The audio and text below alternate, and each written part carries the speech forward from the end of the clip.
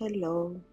నేను సీరియస్‌గా బయలుదేరుతుంటుంటే వస్తున్నాయి. ఏంటా అని చూస్తే, ఇదిగోండి ఇలా బెండకాయ సన్నగా భలే కట్ చేశారు.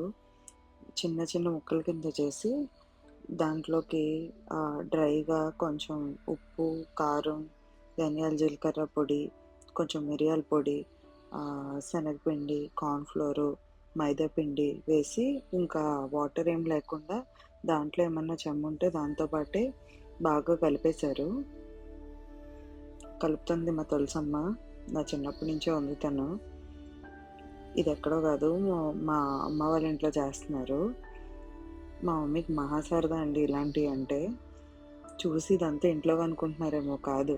ఆవిడకి ఎక్కడన్నా ఎవరికన్నా భోజనాలున్నాయంటే సరదా పడి చేస్తా ఉంటది. హెల్ప్ చేస్తా ఉంటది.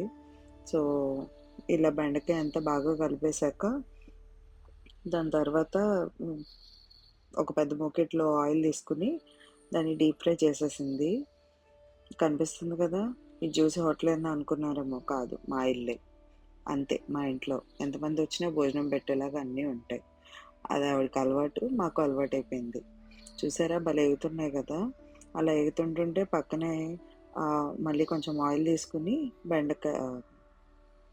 ఎండుమిరపకాయలు, కరివేపాకు, పచ్చిమిర్చి బాగా వేపేసి ఇలా ఏగిన బెండకాయలని భలే కరకరలాడుతున్నాయండి. దాన్ని తీసుకొచ్చి ఇందులో వేసేశారు.